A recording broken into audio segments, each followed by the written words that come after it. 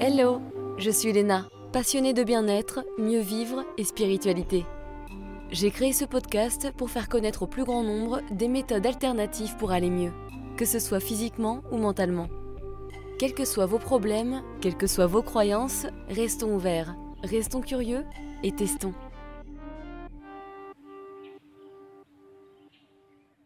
Bonjour à tous, j'espère que vous allez bien. Aujourd'hui, j'ai le plaisir d'accueillir Isabelle Coupeau, médium depuis l'enfance, auteure, consultante, conférencière, formatrice et accompagnatrice dans des enquêtes sur des disparitions. Dans cet épisode, nous allons parler de la manière dont elle a découvert son don, et ce très jeune, dès l'âge de 5 ans. Alors comment elle l'a apprivoisé, comment cela a été accepté dans son entourage, ce qui fait du bien à entendre, parce que généralement, on a plutôt l'impression que les médiums de naissance ont beaucoup ressenti de honte, ou ont dû cacher leur don, ou sont fait rejeter, etc. On parle de son engagement bénévole auprès des unités de recherche et ce que cela implique concrètement lorsque l'on capte des informations sur des personnes disparues. Bah oui, parce qu'on a beau trouver ça intéressant, moi la première, ça fait penser à la célèbre série américaine Medium avec la belle Patricia Arquette, inspirée d'une histoire vraie. Pourtant, c'est pas si facile parce qu'il s'agit ici, la plupart du temps du moins, de retrouver des personnes décédées. Dur, dur. On aborde le sujet de l'intuition, de la fragmentation de l'âme, qui fait vraiment écho à ce que j'étudie, à ce qui se passe physiologiquement avec les traumatismes, et c'est assez magique de constater le lien qu'il peut y avoir entre la spiritualité et le monde des traumas. Ça se rejoint beaucoup, comme quoi, tout est connecté. On discute de la foi, non pas chrétienne, mais de sa foi inébranlable en la vie, qui l'a aidé à surmonter ses challenges, et c'est clairement ce qui peut me manquer parfois lors de mes adversités régulières. Donc ça m'inspire de voir comment ça l'aide dans son quotidien, et c'est ce que j'essaye de développer comme un pacte avec l'univers. Faut tester. Elle nous explique enfin à quel point le travail régulier sur nous-mêmes est important, qu'on ait des capacités extrasensorielles ou non, même si j'ai envie de dire qu'on en a tous, c'est juste qu'on a été déconnectés de tout cela, de par notre société, de par notre éducation, de par plein de choses. Et bien sûr, nous aborderons la question de l'au-delà. À quoi ça ressemble selon elle? Allez, bonne écoute! Bonjour Isabelle, merci d'être là aujourd'hui dans Horizon Podcast. Bonjour Léna et enchantée de te voir aujourd'hui. Pour commencer et te connaître davantage, je voudrais parler de la manière dont tu t'es aperçu que tu avais un don particulier, parce qu'il me semble que tu es médium depuis l'âge de 5 ans. Alors comment ça s'est passé pour toi de vivre avec cette aptitude? Parce que je sais que certaines personnes ayant ce genre de capacité, elles peuvent en avoir très peur au début. C'est vrai que c'est effrayant, surtout que moi j'étais jeune, donc c'est jamais confortable quand tu es confronté à des phénomènes comme ça paranormaux. Au début j'étais effrayée, après moi je l'ai dit dans mon premier livre, j'ai j'ai été écoutée par mes parents et accompagnée. Il y a ma belle-mère, la compagne de mon père, qui avait une amie qui était tarologue, qui est très connue maintenant, qui est partie au Canada et qui m'a aidée très tôt et qui m'a écoutée. Et puis, comme ce que je disais était vérifiable et vrai, j'ai été plus protégée que je me suis pas vraiment sentie discriminée ou rejetée, pas sur tout, en tout cas pas sur ça. À l'école, mes amis d'enfance en parlent encore, hein, ils me trouvaient aussi particulière et tout, mais j'ai pas, même à l'école, l'institutrice, je l'ai recroisée après quand j'avais 20 ans, elle m'a dit, mais mon Dieu, Isabelle, tu étais une enfant particulière, tu m'avais dit ça, tu avais dessiné ça. Ah, c'est marrant. Tu avais dessiné ça, qu'est-ce que tu deviens, qu'est-ce que tu en as fait, voilà. Donc comment ça s'est passé? Ben, je voyais des défunts et je me retrouvais parfois dans des moments de solitude parce que ben, ça se passait souvent quand j'étais seule à la maison ou enfin pas à 5 ans parce qu'à 5 ans on n'est jamais seul à la maison à 5 ans, mais vers l'adolescence, vers 13 14 15 ans où là je commençais à être un peu plus seule et souvent ça se passait quand je me retrouvais seule. Mais à 5 ans, je voyais, puis je racontais. Moi, je croyais que tout le monde était comme moi. C'est ça qui est particulier quand tu es enfant et que tu vis quelque chose, tu partages. Moi, j'étais une enfant joyeuse, hein, très, très dynamique, avec beaucoup de tempérament. C'était pas facile d'ailleurs pour mon entourage parce que j'avais un très, très fort tempérament donc j'étais sûre de ce que je vivais en fait. Ouais. Donc Tu t'es après construit avec j'étais ça. oui, Mm. oui et puis très vite mon père m'a expliqué dans le creux de l'oreille que j'étais j'avais une intelligence émotionnelle et une hypersensibilité plus importante que la moyenne des gens et que pas tout le monde pouvait vivre les mêmes choses que moi. Donc ça m'a protégée. Il m'a souvent dit, dis-le-moi au creux de l'oreille et je ne parlais pas à tout le monde, donc j'en parlais quand même à mon cercle le plus proche, mais pas de tout. Le tout, c'était plus avec mon père. Quand on faisait des trajets à l'école le matin, tout ça, voilà, quand j'avais des moments seuls avec lui. Et puis très tôt, après ma première maladie, parce que j'ai une maladie assez importante à 13 ans, et pendant ma convalescence, je marchais dans les vignes derrière chez moi, parce que je suis originaire du Var, et j'ai rencontré une dame qui elle, faisait venir Willem, et lui, il faisait la thérapie couleur. Et j'ai très tôt suivi des enseignements, en fait, pour comprendre un petit peu ce que j'étais. J'arrivais même à aller dans les annales akashiques à 13 ans. Et je voyais les gens, je leur disais leur vie antérieure, ce qu'ils avaient été, ce qu'ils venaient réparer. Et j'avais ça naturellement. Et donc Donc, cette personne-là et Willem, ils t'ont enseigné des choses que tu ne connaissais pas. Enfin, ils t'ont expliqué bien ce que sûr. c'était Ah peut-être. bah Que tu savais. oui, parce c'est un conférencier très très connu et oui et puis très tôt j'ai rencontré des gens formés. J'ai fait des formations de décodage biologique. J'ai fait des écoles de psychogénéalogie. Je me suis formée en fait pour accompagner les messages. Avec le niveau psycho-émotionnel des gens pour savoir ce que je pouvais dire ou pas dire.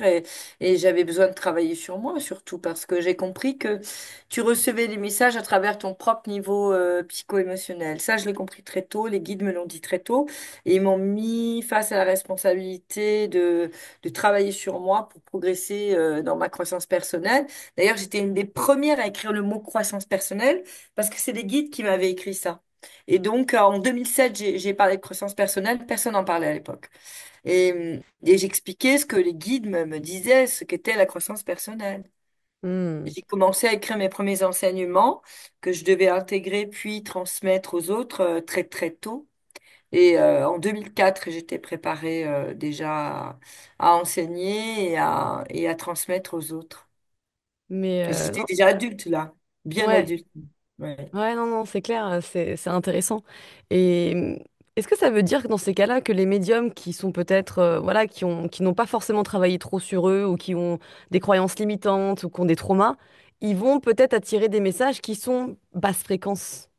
Alors, c'est très intéressant. Je dis toujours qu'il faut avoir beaucoup d'humilité parce que un jour, quand je me suis installée, il y a une dame qui est venue me voir et je n'ai pas eu grand-chose pour elle, Mm. vraiment. Et j'ai eu la sagesse, la simplicité de lui dire, bah, j'ai pas grand-chose, j'ai ça.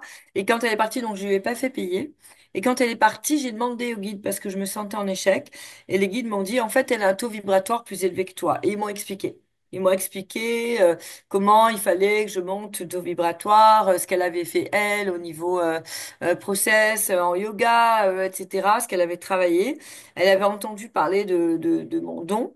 Et c'est vrai que je communiquais très bien avec les défunts et les guides, mais quand t'as quelqu'un qui est plus élevé que toi, tu captes très peu de choses. Voilà, très peu de choses. Donc, bah, il faut. Ou alors, si tu captes aussi très peu de choses, ça peut être une personne aussi négative, hein. Attention, ça ne veut pas dire que c'est uniquement positif. Tu peux avoir les deux. Et généralement, tu demandes au guide, les guides te disent tout de suite. Moi, quand j'ai quelqu'un qui est très bas en vibration, je le sais.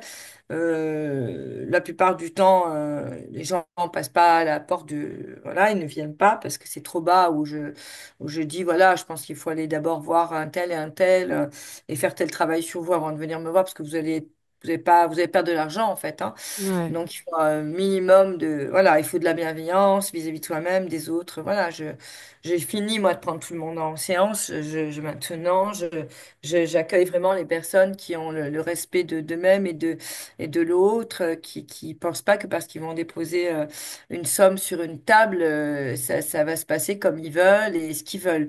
En fait, on doit être vraiment dans la bienveillance de recevoir ce qu'on a à nous donner de l'autre côté et de partager une expérience avec l'autre. et d'accepter pleinement de Mhm. s'investir et d'investir aussi de l'argent. Faut être aligné en fait maintenant. Là où tu vas, je pense qu'il faut être clair. Et puis, pour revenir à ta question, oui, si le canal et le médium que tu vas voir, l'intuitif que tu vas voir à une vibration basse, ben, tu vas avoir des messages à travers son propre niveau de conscience mentale et psycho-émotionnel. Donc oui, Ouais, il vaut mieux vérifier et voir si la personne a un taux vibratoire plus élevé. Pardon, ça se, ça se quantifie. Ça se quantifie. Tu peux savoir si un thérapeute te convient, tu peux regarder avec les unités Bovie, tu peux demander, tu vas le sentir dans ton champ fréquentiel. Quand tu, quand tu es en réception, quand quelque chose est positif pour toi, tu vas sentir ton aura et quelque chose s'alléger. Si tu sens que c'est plus lourd ou tu as une contrariété, c'est que soit tu n'es pas prête, soit c'est pas le moment, soit c'est pas la bonne personne. Parce que ouais, ça peut aussi ne pas être le moment. Moi, je dis les choses qu'on me donne et je suis pas modulable. Je ne dis pas ce que la personne a envie d'entendre. C'est pas que je lui dis, bah, là, c'est la version et la vision que vous avez de vous-même. Moi, il m'en donne une autre et voici la transition et comment vous pouvez y aller. Généralement, il donne les clés. Il y a qu'à se laisser porter, à s'ouvrir à la réceptivité, à la réception je dirais, du féminin sacré pour pouvoir enclencher. Et tout ça, ça s'apprend. ouais, ouais, ouais.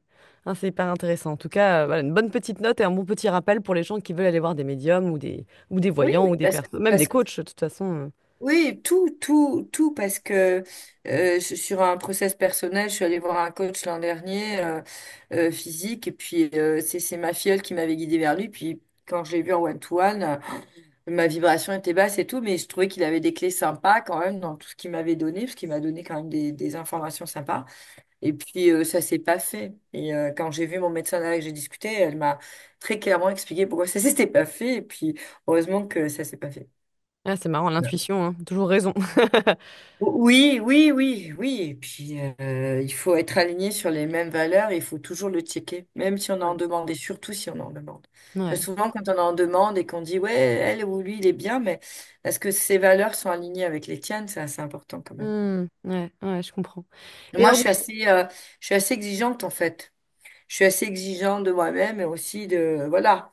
Et ça veut dire qu'en face, ben, il faut être à l'écoute, il faut avoir envie de se remettre en question et pas trop se chercher des excuses. Après, tu as le temps de, de te mettre en application et de prendre ton temps d'appliquer ce qu'ils vont te dire. Mais par contre, sois en ouverture. Voilà, essaie Mhm. d'être en ouverture. Ouais. Et donc toi, pendant ton enfance, pendant ton adolescence, même si c'était une normalité, finalement, ce don, est-ce qu'il y a des fois où tu avais peur ou non, t'as jamais eu peur?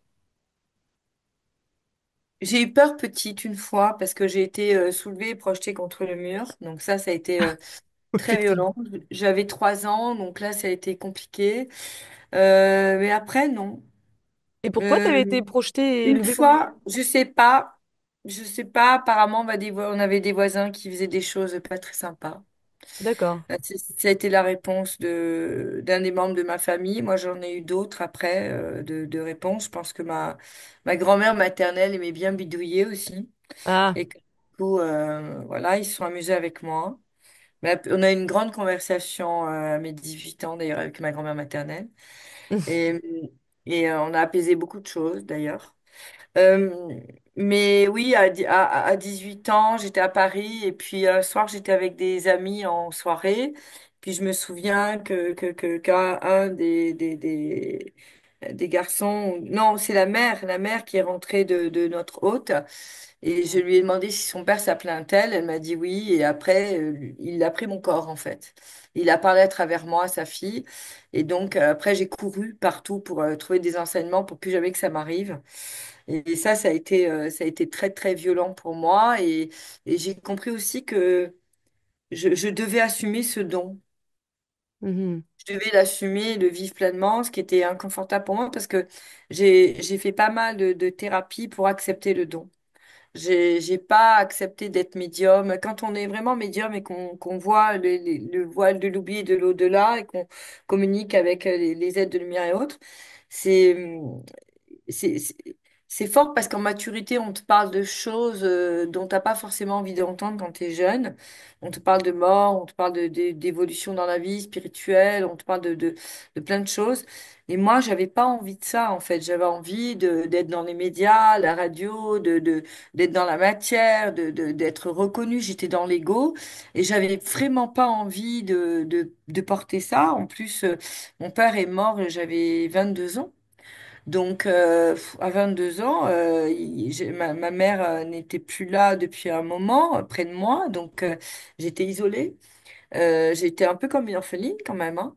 Donc, du coup, me lancer dans le spirituel comme ça, bah non, en fait, parce que j'avais envie d'avoir une stabilité matérielle et financière. Et donc, ça m'intéressait pas. Donc, j'ai essayé de faire comme je pouvais les deux en même temps. Et j'ai Mhm. réussi. J'ai réussi parce que j'ai fait des formations. Après, bon, je suis rentrée chez Ersan, le groupe de presse et de médias. Donc, ça m'a permis d'apprendre beaucoup, beaucoup de choses, d'avoir beaucoup de liberté aussi, parce que je rencontrais des belles personnes. J'étais dans la communication, donc j'ai eu des très belles rencontres spirituelles aussi avec des artistes qui, eux, cheminaient aussi. Donc c'était très bien, tout s'est bien fait en fait. J'ai été aidée et guidée, j'ai toujours fait confiance et j'ai toujours eu des papas et des mamans de oh, je vais y arriver. Substitution. Substitution, exactement. Et du coup, ça a été, j'ai eu toujours une grande confiance. Après, moi j'ai toujours une grande, grande foi. La foi, c'est avoir foi, croire, believe, c'est vraiment important. Et quand tu crois et que tu as la foi, que tu es relié à Dieu, à la source, peu importe comment tu appelles, tu es nourri. Et moi, je suis nourrie depuis petite parce que par contre, malgré toutes les épreuves de vie que j'ai eues, j'ai toujours eu la foi. La foi et la joie de vivre et la force de vivre. Et ça, je pense que ça m'animera toujours. Alors, tu as des périodes où c'est un peu plus bas, forcément, hein, parce que on est tous humains. Mais j'ai une grande, grande foi. Et quand je sais pas, et que là, je lâche prise complet, puis je leur dis, nourrissez-moi, allez-y. Et je lâche prise. J'ai Ah, pas c'est de peur, en fait. C'est ça qui a toujours perturbé mon entourage, c'est que j'ai pas de peur. c'est bien aussi parce que moi je sais que j'ai vécu beaucoup et je continue de temps en temps à vivre avec la peur et c'est un poids quoi. Alors même si j'en ai conscience et que je prends du recul, tu sais, j'ai grandi avec ça, je me suis Ouais, construite. je mérite pas la peur, moi. Bah t'as bien raison, moi je veux bien ton Je secret. mérite pas la peur, je mérite pas la peur parce que déjà, ça évite pas de danger et je veux ressentir et être préparé. Et la peur t'empêche de ressentir et d'être préparé. Mhm. Tandis que quand tu sors de la peur, t'es préparé, on te dit, tu reçois par les rêves, l'inconscient. J'ai rencontré là quelqu'un de très intéressant qui est Michael Lamy, qui a écrit un livre sur les rêves et qui interprète les rêves et tout, et qui accompagne les gens à parler avec le subconscient la nuit, etc. Et c'est d'une richesse infinie. Et c'est encore un outil là qui m'a été apporté en arrivant ici euh, aux Émirats. Et c'est incroyable le cadeau. Ouais. Et si tu te dis, bah, je mets un pied dans nouveau quelque part et puis je demande à recevoir chaque jour. Je demande à apprendre à recevoir, eh ben, l'univers répond à tes demandes. Ou Ouais, Dieu. Hmm. ouais, écoute, j'attends, je suis sur liste d'attente peut-être. Non, je rigole. Mais non, Non, c'est tu fais des intéressant. belles rencontres tous les jours, je pense, Léna. Ouais, non, non, non, non, je fais des belles rencontres. Après, je suis assez exigeante avec moi-même aussi. Et puis, bah, j'ai mes petits poids lourds que je travaille, auxquels je travaille et que je me détache au fur et à mesure. Mais effectivement, comme tu dis, hein, là, c'est un work in progress, comme on dit. Donc, non, non, il faut du temps. Et même pour les rêves, je trouve ça hyper intéressant. Ça m'arrive effectivement, moi, de demander à recevoir des messages ou à poser une question, en fait, la nuit. Le truc, c'est que des fois, je me souviens pas le lendemain, mais peut-être qu'au niveau du subconscient, il se passe quelque chose. Ça, je ne sais pas. Mais en tout cas, travailler avec les rêves, je trouve ça assez passionnant. Je crois que Michael donne une technique Hmm. pour arriver à se souvenir des rêves. Mhm.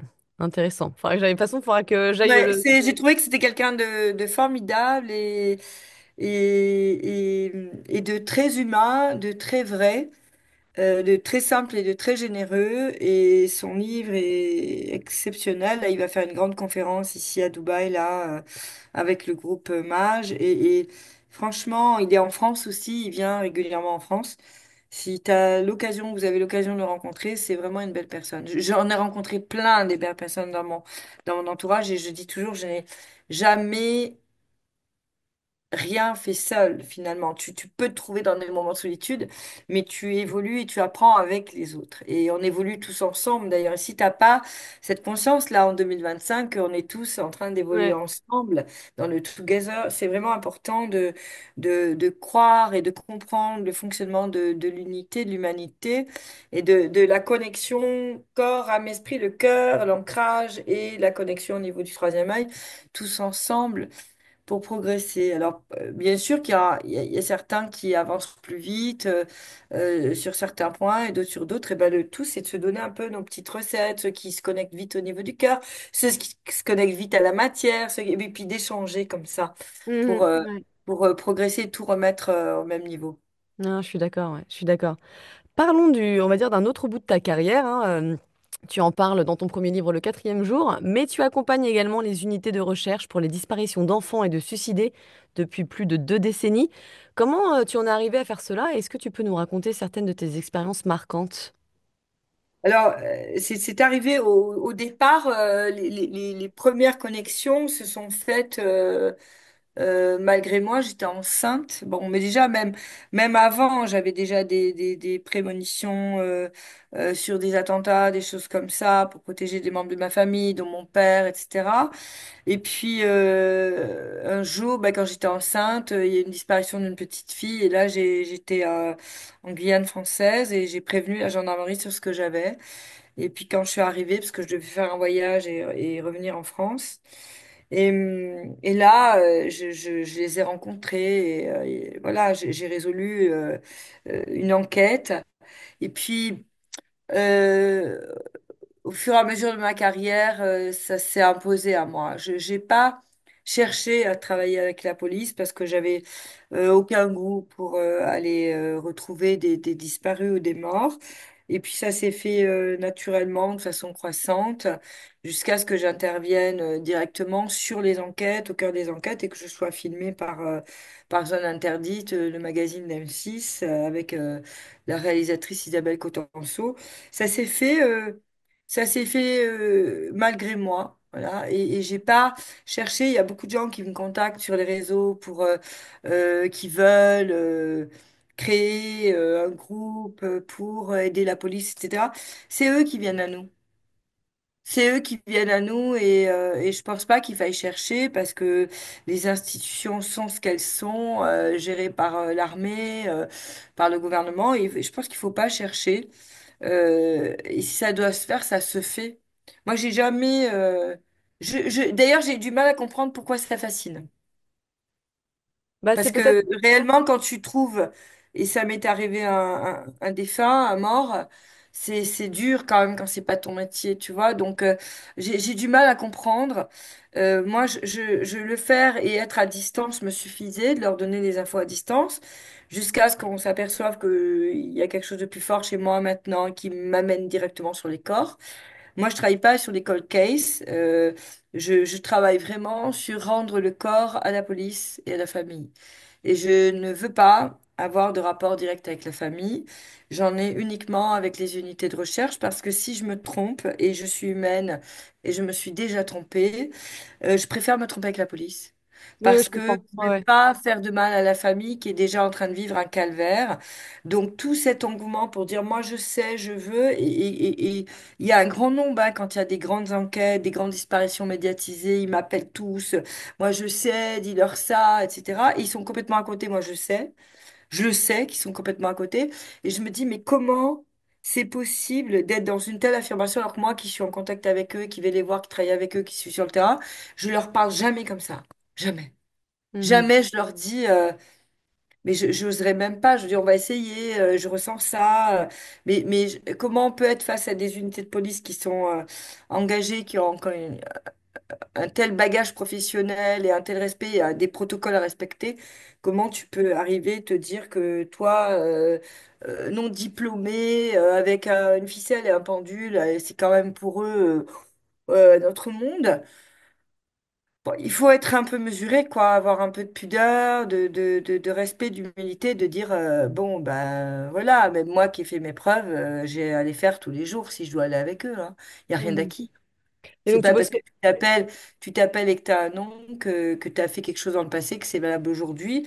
Et pour eux, c'est pareil. Toutes les enquêtes qu'ils ont résolues, c'est hier. Là, c'est une nouvelle enquête et ils savent pas s'ils vont la résoudre.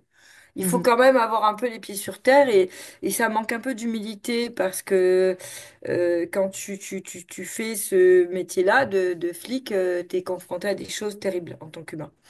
Et je pense qu'il faut avoir un peu de respect pour... moi, j'ai pas du tout envie d'être confrontée à ça. Je suis déjà confrontée à avoir des familles endeuillées, les aider, les accompagner pour le deuil, à essayer de les réconforter. C'est déjà beaucoup pour moi après, et parfois 1 an, 2 ans, 10 ans après. Donc au moment du deuil, ou même au moment de l'enterrement des gens, etc., tous ces métiers-là, pour moi, je suis énormément dans le respect parce que je ne serais pas capable. Donc du coup, je dis aux gens, calmez-vous là. Calmez-vous sur cet engouement de dire oui, moi je suis radiesthésie, je sais, je peux aider. Ben, si c'est pour toi, là-haut, ils vont faire ce qu'il faut. Voilà. Et c'est pas à toi de demander, parce que moi, j'ai rien demandé, on m'a positionné et j'évolue là où je dois évoluer. Si demain, ça doit être dans un autre secteur, ben, j'irai dans un autre secteur et je traverse ce que je dois traverser. Mais très sincèrement, quand j'ai trouvé le pompier, là, ça a été, j'en parle dans le livre, enfin, je veux dire, Tu j'étais peux pas nous le dire préparée. peut-être pour des auditeurs qui ne savent pas cette histoire? Mais j'en parle dans le 4e jour. J'ai des amis qui m'ont appelé parce que il y a un des collègues de la caserne qui a envoyé un message particulier bah, à un de ses amis de la caserne et à son épouse, à sa compagne. Et après, ils ont retrouvé sa voiture sur le bord de la route. Donc, ils m'ont appelé pour me demander ce que je pensais, ce que je ressentais, est-ce qu'il était encore vivant, est-ce que j'avais des indices pour chercher. Je leur ai donné tout ce que j'avais. Et ça, c'était le samedi.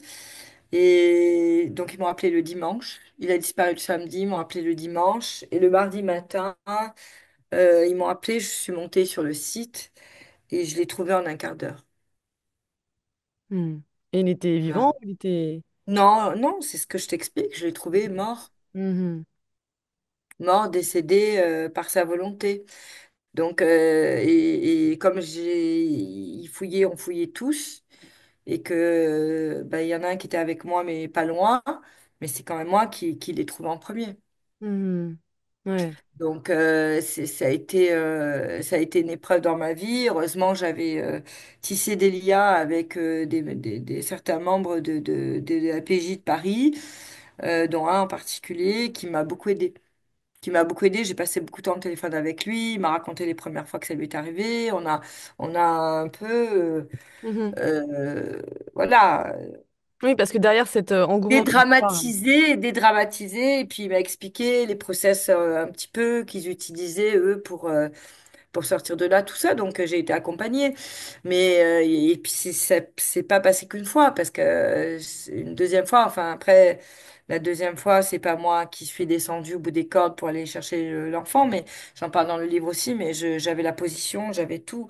Les guides me donnent tout quand c'est comme ça. Et comment Et ça se manifeste pour toi? Qu'est-ce que les guides ils te parlent, c'est ça? Ou tu vois j'ai les j'ai les choses? 5 sens depuis petite. J'ai la claire-vision, la claire-audience, le clair-senti, la claire-connaissance et la claire-olfaction. Donc, il me donne des infos soit au niveau de l'odeur, si c'est dans une cave ou si c'est Dans les bois, dans dans le. l'eau. Dans D'accord. l'eau, dans les bois, j'ai des odeurs. J'ai le senti au niveau du corps. J'ai aussi des directions, j'entends, on me montre et j'ai des images. Hmm. Des images du corps, de là où est le corps autour. J'ai des indications aussi. Très très précise de géolocalisation avec longitude, latitude. C'est très très précis. Et Mhm. maintenant, c'est mon corps qui est guidé directement. D'accord. Tu sens Mon une. corps, mon corps est guidé directement sur les. Donc c'est très précis. Voilà. Après. Ben, quand la famille le demande, parfois c'est accepté ou pas. Il faut savoir que un juge ou un procureur de la République a le droit de refuser que le médium intervienne sur une enquête, hein. C'est même très très rare que ce soit accepté. Il y a encore des demandes qui sont faites là par des parents et ça a été refusé, hein, sur des enquêtes assez récentes où les familles ont demandé, ça a été refusé. Donc, Hmm. et même si c'est moi. Et puis, par contre, il y a parfois des juges qui me demandent de l'aide, qui Ouais, m'appellent, qui me demandent de l'aide. Donc, et vous ne le saurez jamais. Vous ne saurez jamais, personne ne saura jamais si j'ai aidé ou pas à retrouver quelqu'un. Voilà. Et ouais, c'est je ne le dirai jamais. Ben, ça sert à rien. Ça sert à rien. Et puis moi, j'aide juste, c'est mon bénévolat, c'est ma façon d'aider mon pays, de contribuer, et je le fais, c'est tout. oui, en plus, il J'attends faut dire que c'est pas. bénévole, hein, t'es pas payé Ah, à faire c'est ça totalement pendant deux bénévole. décennies. Mes cours ont un prix parce que j'ai fait des études, j'ai payé mes cours et que aujourd'hui, bah, je dois être rémunérée. Et je suis rémunérée généralement par rapport au lieu où je suis et j'aligne les prix par rapport au niveau de vie où je suis, hein. Tu peux pas faire payer une consultation au centre de Paris quand tu as loué, où tu reverses 30 ou 40% de ce que tu as gagné au lieu que tu loues, etc., Mm, que si tu es dans une maison gratuite au fin fond de la Corse ou ici bien ou sûr. chez toi, dans le Var. Donc, c'est tout doit varier selon les coûts que ça te coûte de déplacement, de location, de gestion, de secrétariat derrière. Enfin, voilà. Donc, les gens disent, bah, vous êtes cher. Bah, oui, pas le Ouais, ouais, choix. non, mais c'est, ouais, on est. J'adorerais être gratuite, j'adorerais être gratuite, vraiment. Et très Ouais, sincèrement, ça voudrait dire que j'ai déjà tout ce qu'il faut dans la matière et que j'ai pas besoin que mon don est au ouais, service purement. Pour l'instant, on n'en est pas là. Donc, je dois accepter ça. Et Dieu sait comme j'avais envie d'en vivre, de faire ça gratuit. Mais ouais. c'est pas ce que la vie m'a demandé de faire. Voilà. Et durant ces deux décennies où tu as aidé la police à rechercher des personnes, t'as retrouvé aussi des personnes vivantes? Enfin, il y a eu des bonnes nouvelles? Oui, bien sûr. Ouais. Heureusement. Ça fait Heureusement. du bien, ça, pour le coup. Surtout les ados, les enfants, les fugues. On m'appelle tout de suite, on me demande et je dis, voilà. Ouais. Ça, c'est satisfaisant pour le coup. Je pense qu'à la fin de la journée, t'es content. Tu te dis, bon, allez, on a aidé à retrouver ces personnes-là Oui, vivantes. oui. Ça fait du chaud, quoi. C'est plus, mais de toute façon, de retrouver quelqu'un, c'est une satisfaction. Quand il est vivant, ça l'est encore mieux. Mais de toute façon, le but, c'est d'aboutir et d'avoir du résultat. Mais Bien quand je sûr. me déplace sur le terrain, j'ai un taux de réussite qui est très, très, très élevé. Parce que Mm. quand je vais sur le terrain, c'est que je sais que je vais retrouver la personne. Après, si on me demande à distance, j'ai pas 100% raison et il m'arrive parfois de me tromper. Voilà. Ouais.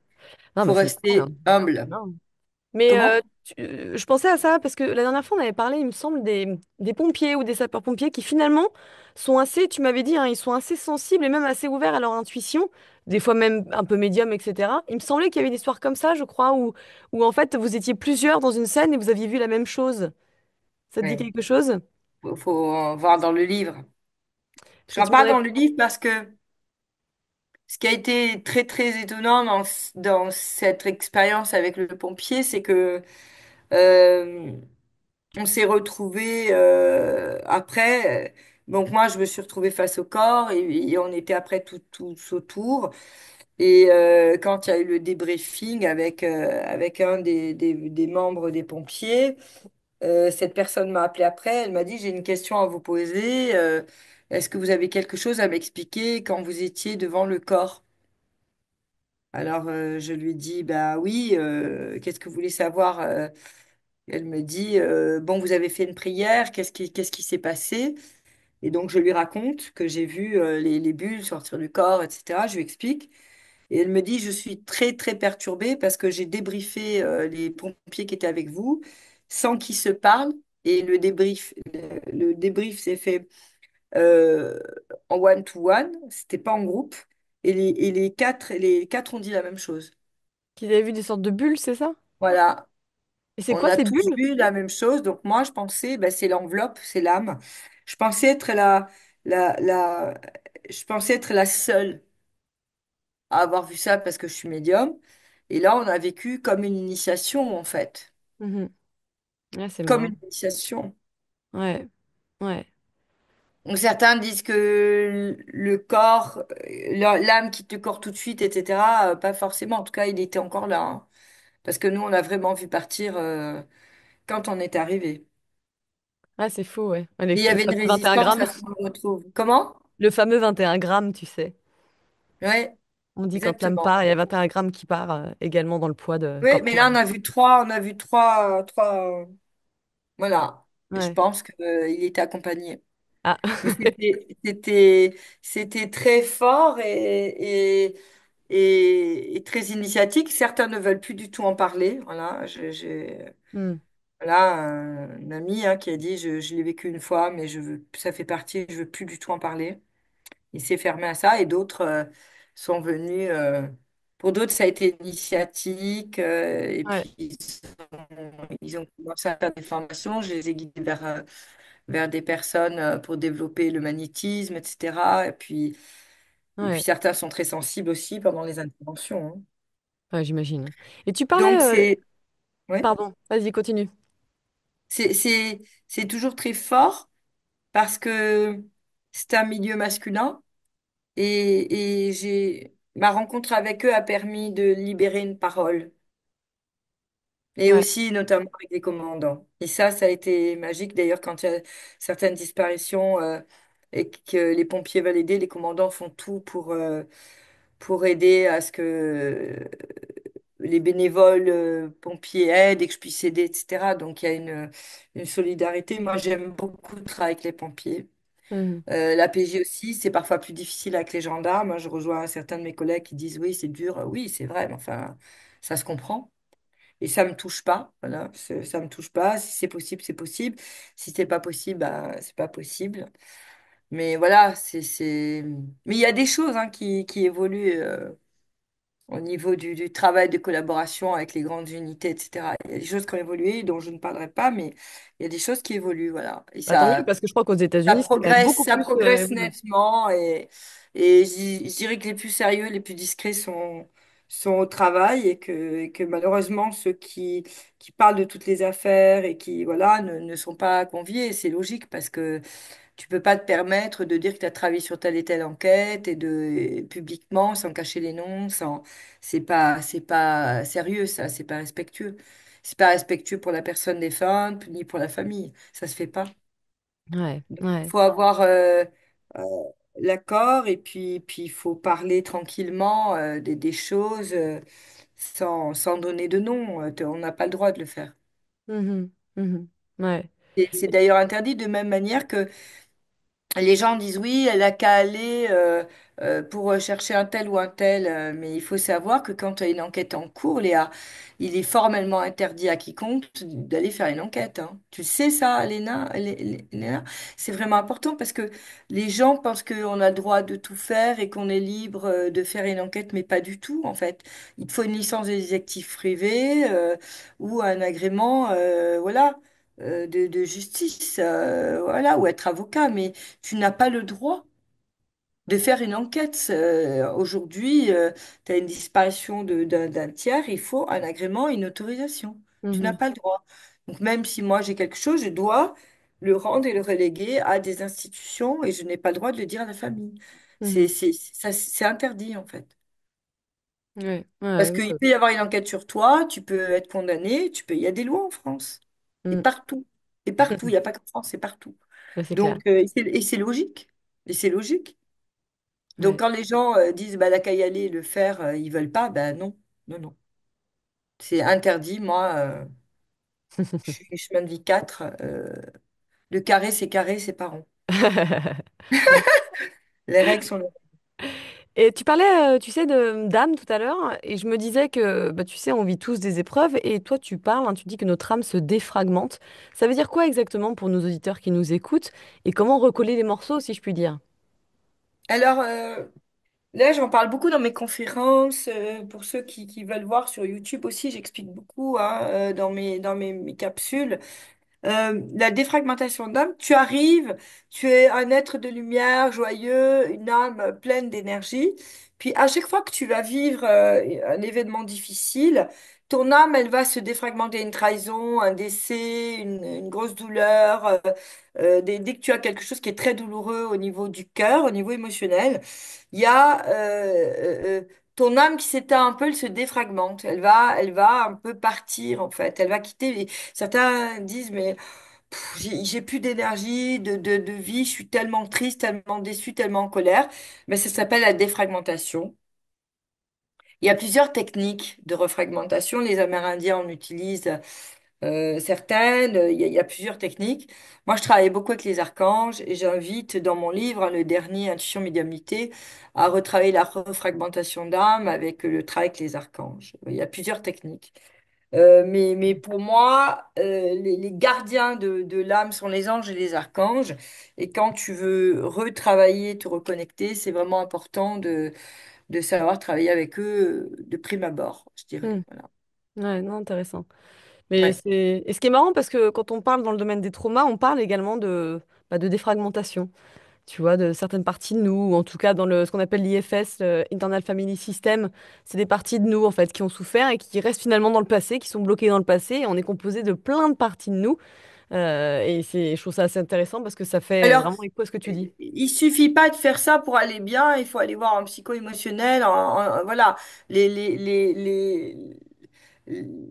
choses qui ont été bloquées, et puis parfois le mot va me venir, les psychoses et névroses qui ont pu se développer suite à un trauma. Donc, si tu vois que tu es vraiment bloqué ou que tu as des peurs, que tu es paralysé sur certaines choses, il faut quand même aller en psycho, faire un petit bilan hein, pour voir ce qui se passe et pourquoi et essayer d'en sortir. Mais le travail énergétique avec les anges et les archanges, c'est un plus.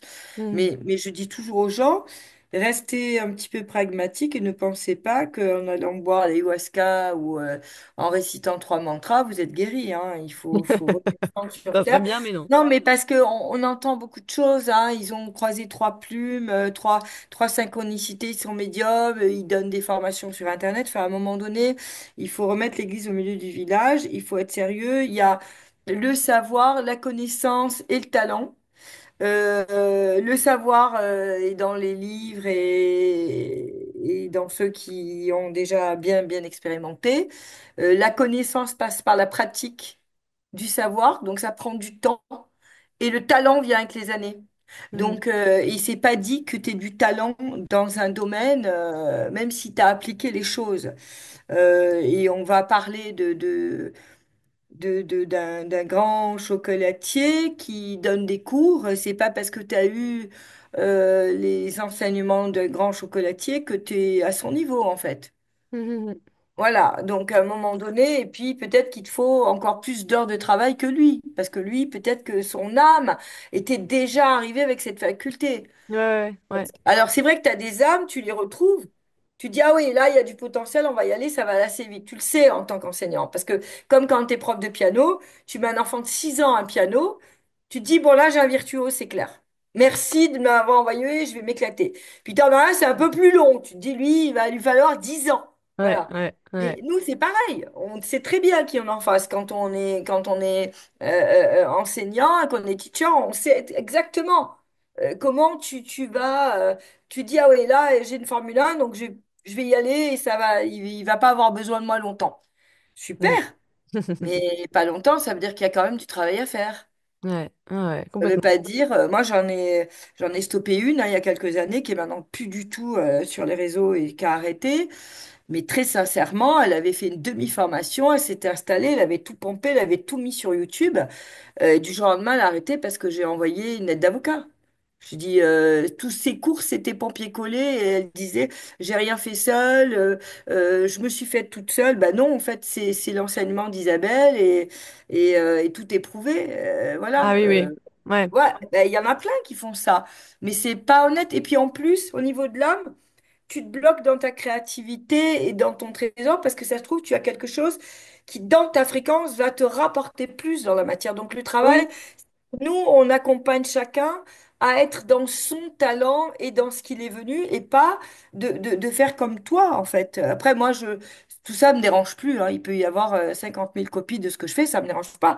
Mais moi, je dis toujours, votre trésor est plus intéressant à vivre que le mien. bien sûr, Pour bien sûr. vous, pour Ouais, vous, parce que vous allez avoir une telle joie de créativité, de réalisation, que je comprends même pas que vous essayez d'envisager de faire la même chose que moi, en fait. mm. C'est Et dommage.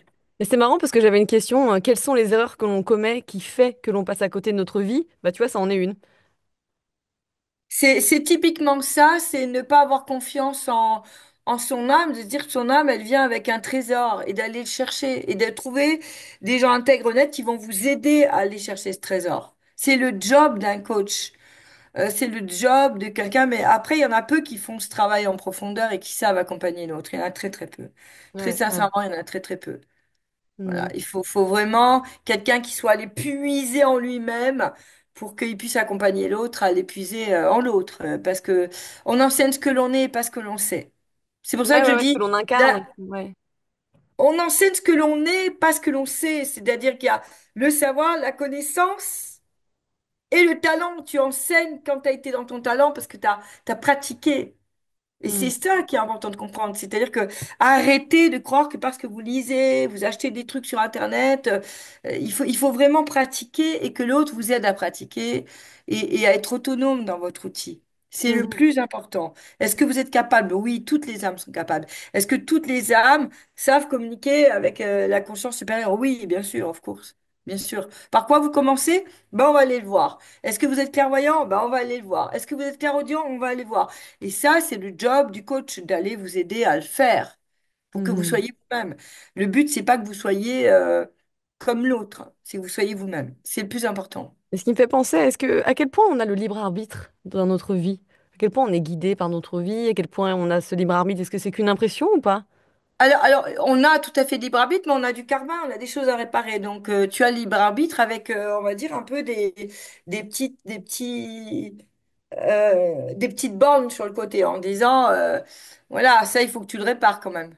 Tu peux Mhm. pas échapper à ça ou à ça. Voilà. D'accord, Donc, ouais, ouais. bien Ouais. sûr que tu as du libre arbitre, mais il y a des choses qu'on doit réparer. Il y a des thèmes, quoi. Des thèmes à respecter. Oui, oui, il y a des thèmes, faut... D'ailleurs, l'astrologie aide beaucoup, hein, là, sur ça. Moi, je mets beaucoup de l'astrologie. Je vais voir pas mal d'astrologues. J'ai Muriel Chiron, j'ai Maya aussi, qui est en Suisse, qui est une super astrologue évolutive. Maya, elle est top. Et puis, en plus, elle se sert du Human Design, qui est top. Je mets de gens qui ont étudié. Maya, elle a beaucoup étudié avant de pratiquer. Elle a été, voilà, avant d'avoir confiance. Donc, moi, j'aime les gens quand même qui travaillent, voilà, parce que Mhm. il y a de l'inné et il y a aussi de l'acquis. Et il faut les deux, en fait. Il faut de Oui, parce l'inné et de que, l'acquis. tu vois, ça me fait penser à pas mal de personnes qui ont des dons, par exemple de médiumnité, etc., mais qui en ont super peur ou alors qui ont eu que des mauvaises expériences. Parce que je pense que ça Mais n'a c'est pas du tout normal. été maîtrisé ou quoi que ce soit. C'est normal parce qu'au début, tu peux avoir des mauvaises expériences parce que tu sais pas comment ça fonctionne et ce qui arrive souvent est en vibration basse. Ouais. Comment Donc, ça se fait que c'est plus en vibration basse, d'ailleurs? C'est quoi? Parce que ça reflète ça ce qu'on a en nous? dépend à quel âge c'est arrivé, ça dépend du niveau émotionnel dans lequel tu es au moment où ça arrive. Moi, j'avais des copines dans leur enfance, c'était sixième sens, quoi. C'était un peu ça, quand même. Enfin, Ah c'était oui, assez glauque. oui, oui, comme moi. Ou même des personnes dans leur sommeil, tu sais, où on leur tire les Oui, pieds, ou des trucs un peu oui, bizarres, quoi. oui. Plutôt Oui. l'adolescence et l'enfance, quoi, quand Ce même sont assez les glauque. âmes un peu errantes qui viennent embêter. Ouais. Mm. Et ça, tu Mais peux faire quoi, d'ailleurs, pour... ce sont des enseignants, ce sont des enseignants. hmm. Ils viennent te montrer que tu as quelque chose et que tu es plus sensible que les autres à ce sujet-là. Tu peux faire quoi? Il y a des mantras à faire. Il y a la connexion avec ses guides spirituels tout de suite. Il y a fermer son aura, se connecter à son étoile de terre et l'étoile de l'âme. J'explique dans mon livre. Tout est marqué dans le livre, hein, Léna. Dans la petite Bible. Très sincèrement, j'ai eu le plus beau compliment professionnel de ma vie par mon éditrice qui est Cathy Selena et Cathy m'a dit c'est une merveille. J'ai pleuré quand j'ai lu tout ce qu'elle a écrit en compliment sur mon livre parce que j'ai pris un temps fou et j'avais beaucoup de retard. Ils auraient pu être très durs avec moi et me dire bah, c'est stop, vous nous remboursez. Ils ont attendu et elle m'a dit on n'est pas du tout déçus. Merci Isabelle, merci. Hmm. Et aujourd'hui, j'ai des compliments des libraires. Je m'attendais pas du tout à ça parce que quand j'ai envoyé le manuscrit, je me disais, j'espère qu'ils vont l'accepter. Hmm. Hmm. J'espère que ça va aller, qu'il n'y a pas trop de fautes et que ça va aller. Et j'en ai pleuré de joie quand j'ai lu les Bah, retours. bien Donc, sûr. Ouais. mais parce que, et parce qu'au départ, je suis dyslexique, hein. Je savais Ouais. pas lire, hein. J'ai eu toujours beaucoup de difficultés à lire petite. J'avais honte de lire en public. C'est encore difficile pour moi de lire à haute voix et tout. Donc, j'ai quand même une dyslexie. Oui, malgré tout, ben, je suis auteur Bah et ouais, tu j'arrive vois, comme à faire quoi, faut pas s'imiter. Est-ce que j'ai ton bouquin et ici? j'ai fait des études. Et j'ai fait des études, hein. Aujourd'hui, je suis à Ah bac bah plus oui, 5. il est là, avec Ah, les merci. petits... Alors, ce qui est bien, c'est que des fois, j'ai du PQ pour que page, là, ça ne l'est pas. Heureusement. Ah Ça non, fait pas je vais classe. écrire à Très Daniel et je vais leur dire pitié, envoyez-lui mes marque-pages. Ah non, je ne peux pas entendre ça. Ah non, je vais écrire tout de suite à Cathy. Ah non, pas possible. Ah non, ah non. Oh, je te jure, des fois, je trouve n'importe quoi, poup, poup, poup. Enfin Ah bref, non, mais mais ouais, non, des non, il est super, il est marque-pages très complet. de chez Très Daniel, ils en ont plein, des marque-pages des livres de leurs auteurs. D'accord, je manquerai pas. Je vais leur dire tout de suite. Ça marche. Il me reste deux questions pour toi, parce que je me souviens un moment, j'avais entendu ça dans un interview de toi, mais tu parlais de la porte de Saint-Pierre et des questions qui te sont posées quand tu passes de la vie à la mort.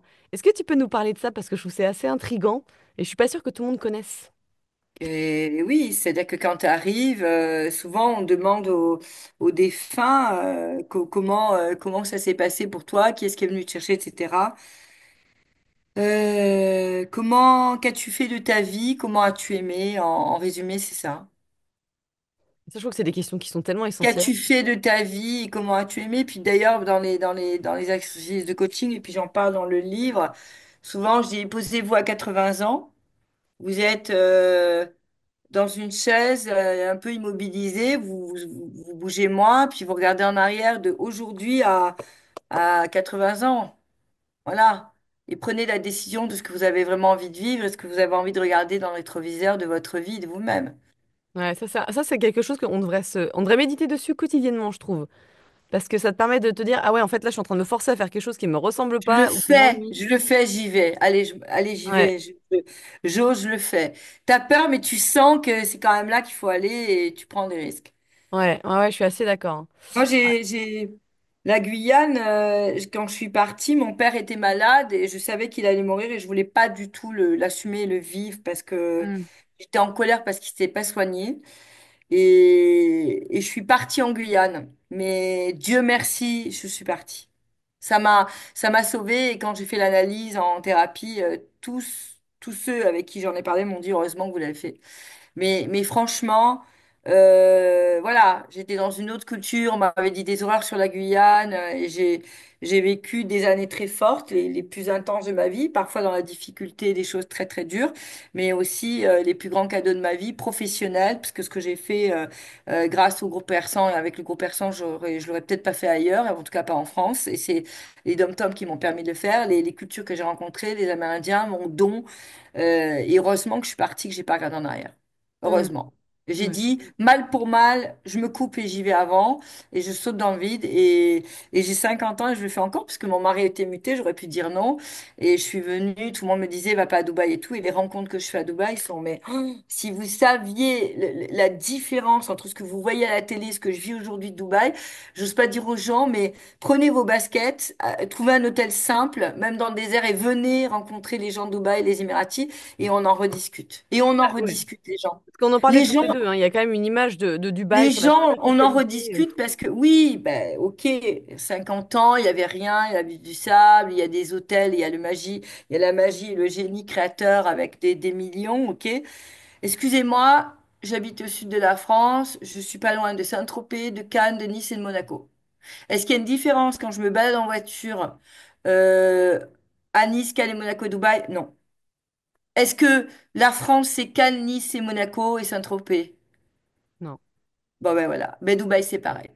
Ouais, Dubaï, ouais, non, c'est mais c'est pareil. intéressant, je trouve ça. Dubaï, c'est pareil et tu as d'autres départements autour et je dis départements, hein, mais ce sont des émirats.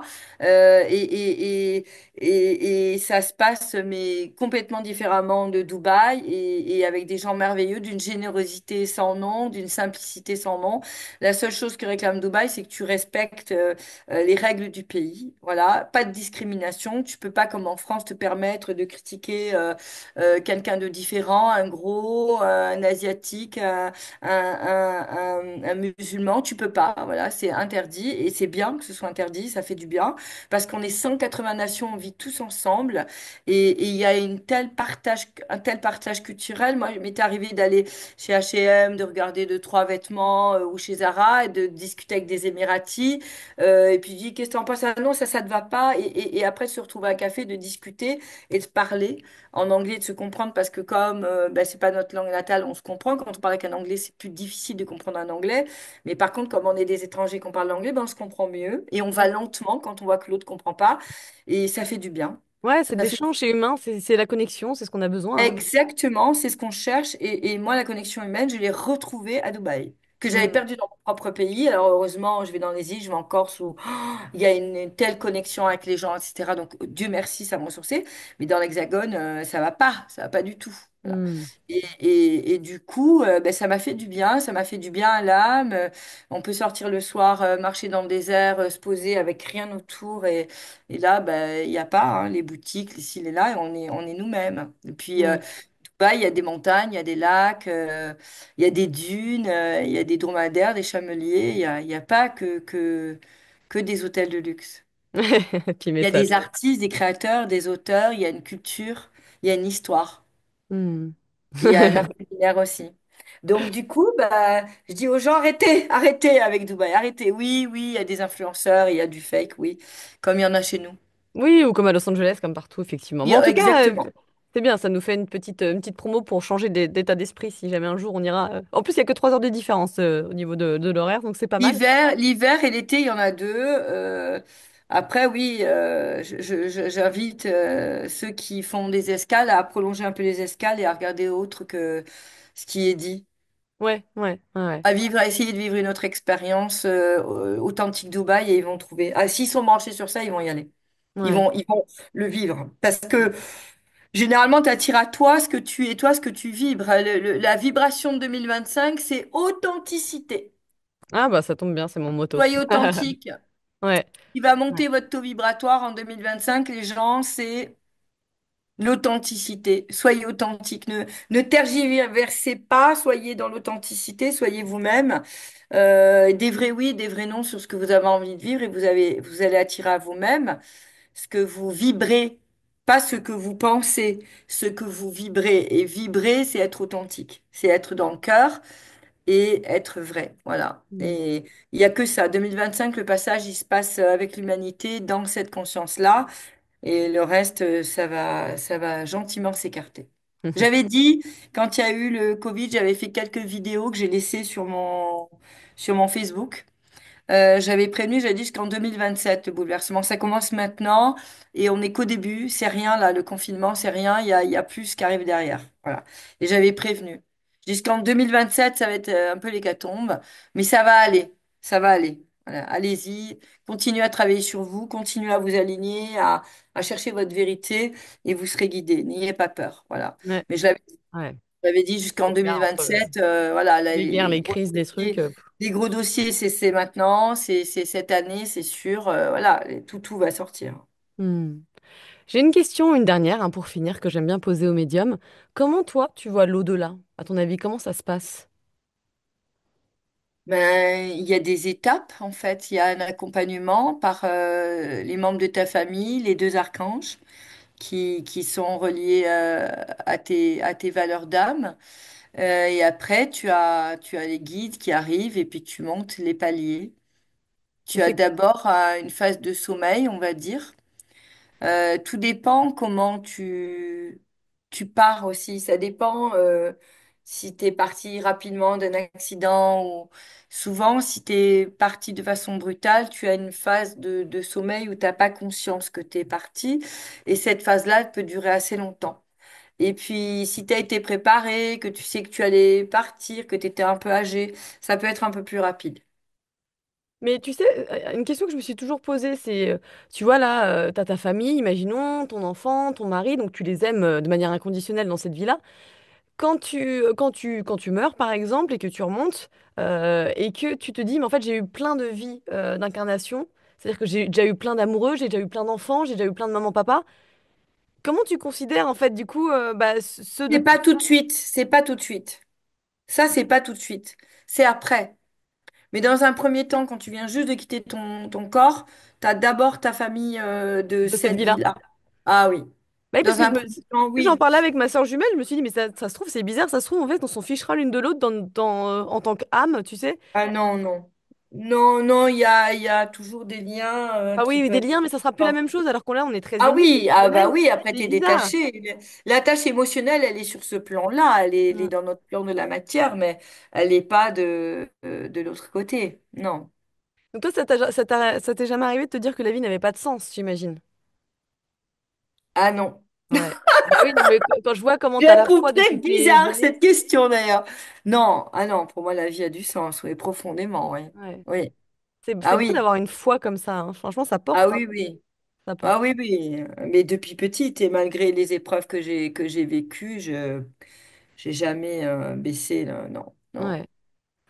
Non. Et puis, généralement, si le moral baisse, je suis accompagnée. Tu sais, on travaille toujours sur nous, on enlève toujours des couches. Donc, moi, en tant que thérapeute, je continue de travailler sur moi d'aller voir mes confrères, mes consoeurs pour travailler, évoluer. Et le travail n'est jamais fini, hein. Non, c'est sûr. Ouais, complètement. Et Merci puis, Isabelle, hein. Intuition, médiumnité aux éditions Exergue. Super bouquin complet merci à garder beaucoup. bah, toute sa vie pour bosser sur soi, hein, clairement. Il y a ce qu'il faut. Je te remercie Oui, oui, beaucoup. il est complet, il est complet. J'ai essayé. Là, je suis en train de commencer le suivant là et j'espère il sera aussi pointu, disons, voilà. Parce que là, il est très précis, très structuré et les gens aiment beaucoup cette approche-là. Après, c'est vrai que j'ai essayé au maximum de guider tout le monde pour ceux qui ont déjà un niveau et aller plus loin et ceux qui débutent. Voilà. C'était Hmm. pas évident parce qu'il y avait beaucoup de choses à dire et à mettre. Ah bah c'est ça qui est bien, hein. Merci beaucoup. Merci beaucoup, Léna.